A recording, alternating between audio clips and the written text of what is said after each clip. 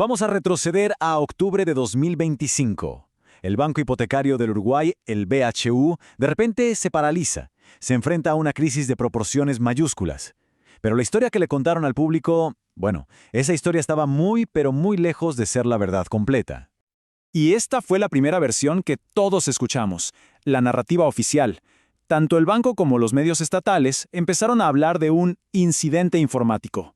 Y la medida que tomaron, decían, fue proactiva, desactivar la red para proteger la información. A simple vista, suena lógico, ¿cierto? Como una medida de precaución. La pregunta es, ¿esta versión inicial tan simple y controlada realmente se sostenía?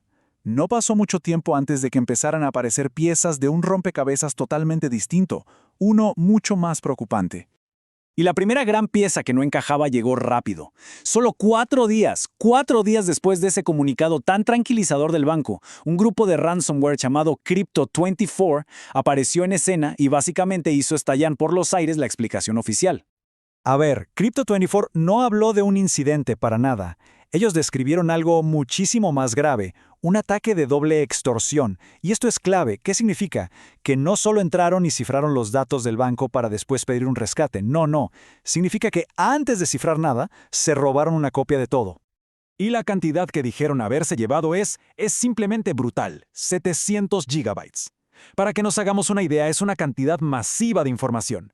Podrían ser cientos de miles, si no millones, de documentos confidenciales. Entonces, ¿qué hay en esos 700 gigabytes? Información de identificación personal, o PI, como se le conoce técnicamente. Y acá no hablamos de un nombre y un correo, hablamos de lo más sensible que tiene una persona en un banco hipotecario.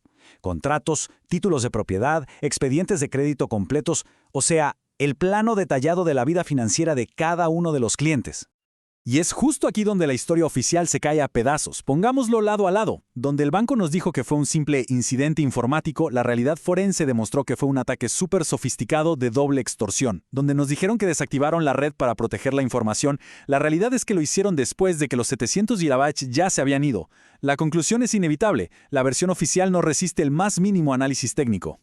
Pero la investigación forense fue más allá. No solo confirmó que los datos habían sido robados, sino que sacó a la luz una cadena de fallas internas, fallas catastróficas que en primer lugar le abrieron la puerta a los atacantes. Arranquemos por lo más básico, las personas. Se analizaron más de 1.300 contraseñas de usuarios que quedaron expuestas y, ojo con este dato, un increíble 95% fueron clasificadas como débiles o peor, demasiado débiles. ¡95%! Con ese panorama, muchas otras medidas de seguridad se vuelven casi inútiles. Y a nivel de arquitectura, el problema era igual de grave. El banco no tenía algo fundamental que se llama segmentación de red. Pensemos en una casa. Es como si un ladrón entrara por la puerta principal y de repente tuviera acceso libre a todas las habitaciones, a la caja fuerte, al sótano, sin encontrar una sola puerta cerrada con llave en su camino. Eso fue exactamente lo que pasó aquí. Una vez adentro, los atacantes se movieron como quisieron. Por culpa de estas fallas, tanto las humanas como las de diseño, una simple restauración de las copias de seguridad no era una opción. Era imposible. No se podían arriesgar a restaurar los sistemas y con ellos la misma infección. ¿El resultado? Una parálisis total y costosísima que se midió en semanas, de 4 a 8 semanas, no en horas. Y todo esto nos lleva a la pregunta del millón. ¿Por qué? ¿Por qué el banco se esforzó tanto en ocultar la verdad sobre una brecha tan grave? Pues todo indica que no fue un error de comunicación. Para nada. Fue una estrategia. Una estrategia que algunos llamaron el protocolo del silencio. Y fue una decisión totalmente calculada. Los objetivos: primero, evitar la divulgación pública obligatoria que la ley exige. Segundo, esquivar multas regulatorias que podrían ser millonarias. Tercero, desviar cualquier responsabilidad legal. Y sobre todo, gestionar la percepción pública para proteger la reputación de la institución por encima de la seguridad de la gente. Pero este caso no ocurrió en un vacío.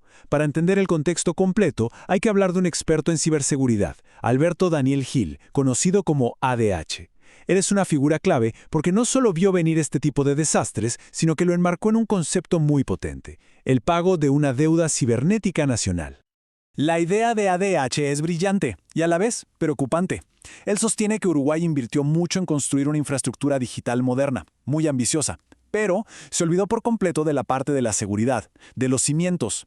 Se fue acumulando una deuda en defensa, en preparación, en leyes, y con el ataque al BHU, bueno, llegó el día de pagar esa deuda. Y con intereses muy altos. Entonces, si hacemos un balance, ¿cuál fue el verdadero costo de este silencio? Lo que se perdió es devastador. 700 gigabytes de datos de ciudadanos, la confianza pública hecha añicos y una oportunidad de oro para aprender y fortalecer las defensas del país. ¿Y qué se ganó? Apenas una falsa y muy frágil sensación de estabilidad para el banco, que duró muy poco. Pero ADH no se queda en la crítica. Él propone soluciones muy claras. Y no son parches, es un llamado a un cambio de sistema. Habla de reformar las leyes para proteger a los que encuentran y reportan fallas, de educar a jueces y fiscales en temas técnicos, de exigir transparencia total e inmediata cuando hay una brecha, y fundamental, de establecer responsabilidad legal para los directivos cuando estas cosas pasan por negligencia. Al final, la historia del BHU es mucho más que un hackeo. Es una historia sobre la confianza, la responsabilidad y la transparencia en un mundo digital. Y nos deja con una pregunta que resuena con fuerza.